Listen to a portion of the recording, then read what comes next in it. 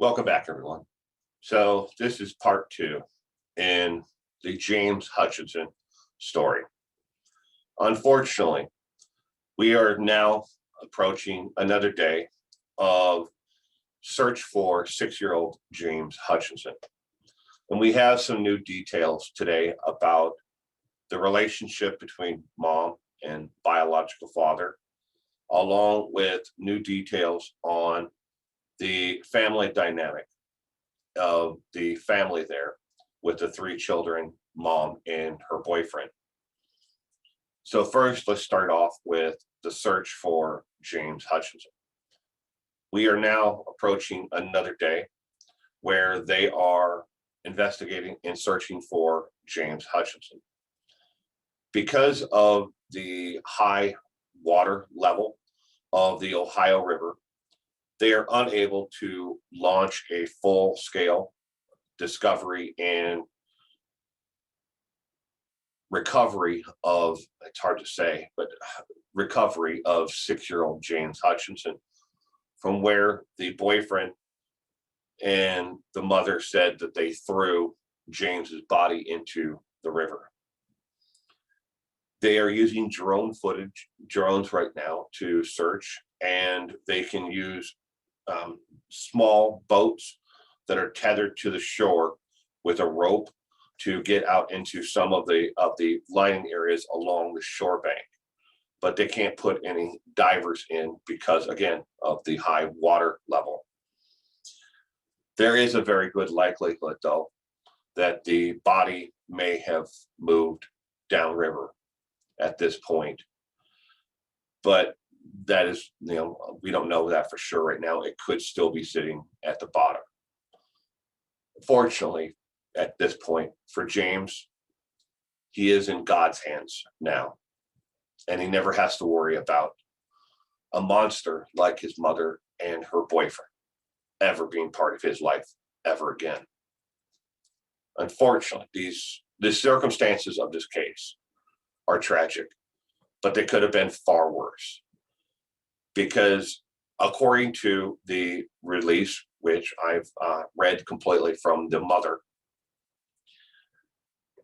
she felt that she was pressured by her boyfriend to get rid of not just James, but all three of the children.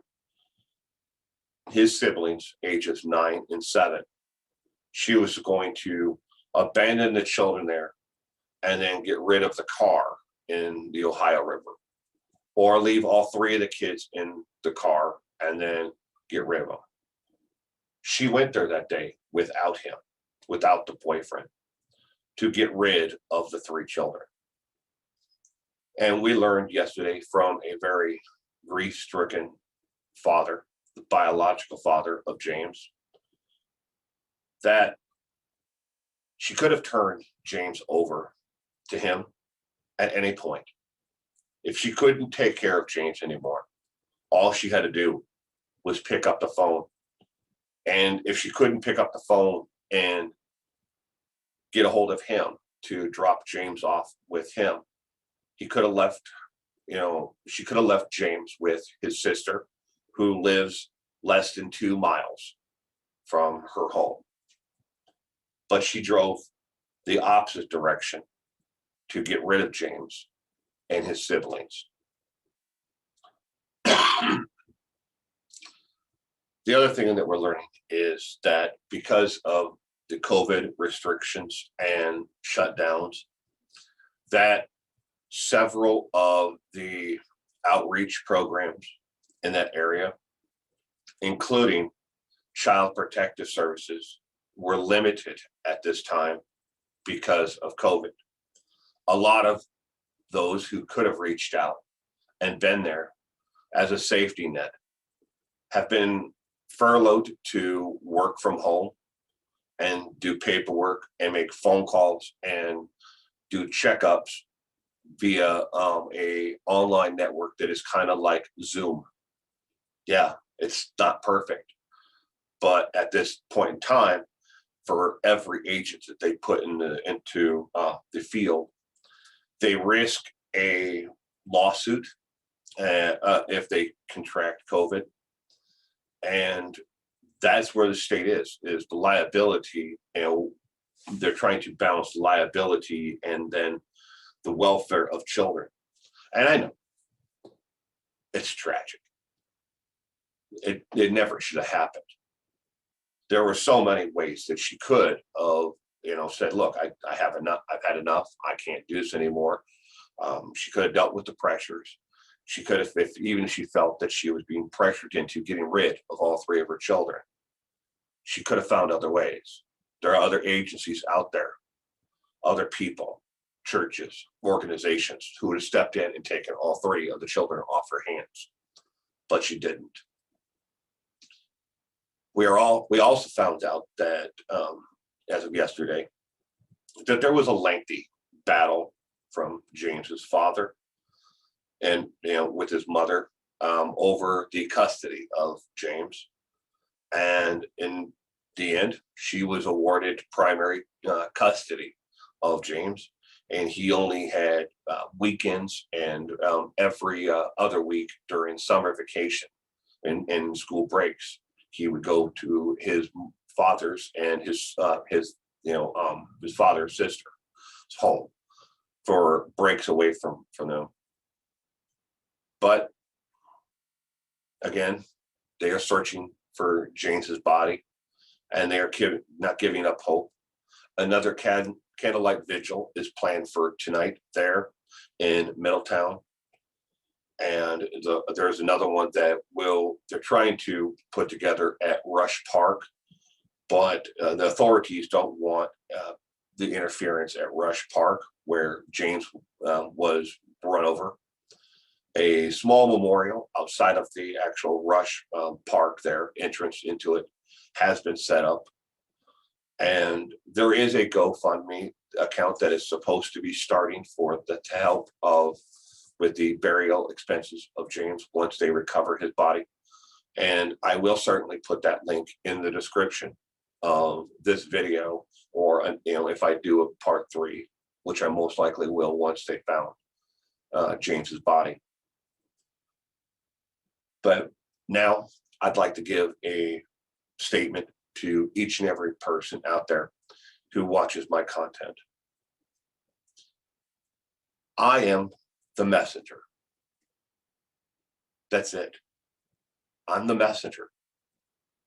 And I understand that the content of the surroundings of this tragic event of the killing of James and what took place is tragic.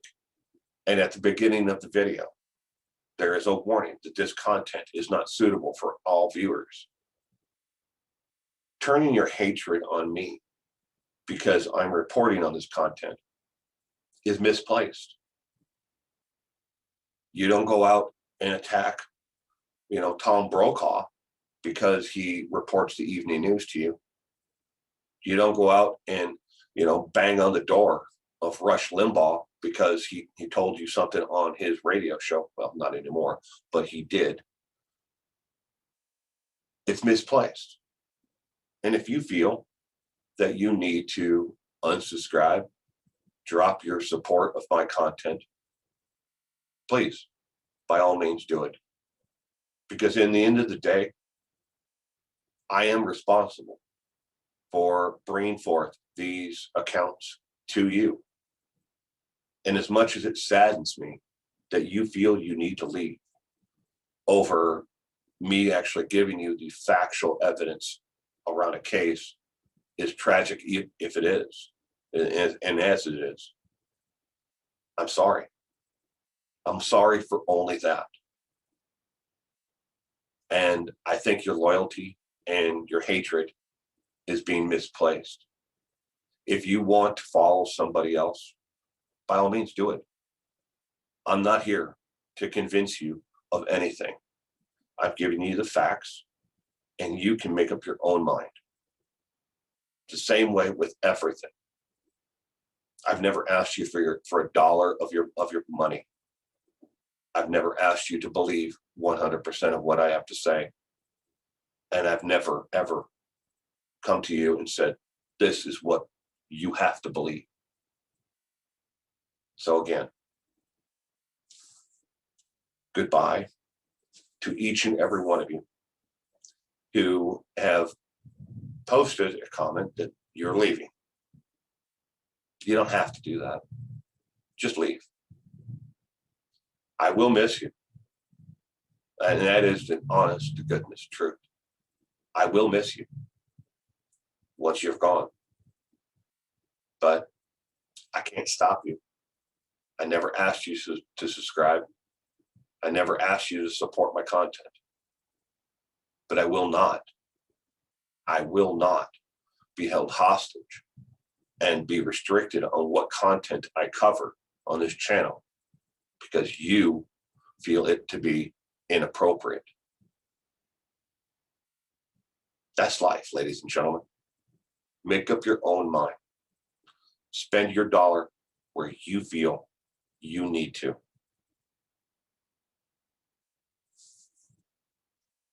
Have a great weekend.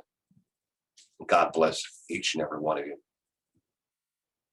Well, that's the end of the video. I hope you enjoyed it. If you did, I would really appreciate it if you'd give this a thumbs up, and let YouTube and the algorithm know that you enjoyed this content. If you have only watched one video and this is it, well, thank you for stopping by. But I have a whole channel of over 500 videos for on YouTube right now. Why don't you go check one out? Links down below. There's a next suggested video there. You can subscribe too. I wouldn't mind if you would do that.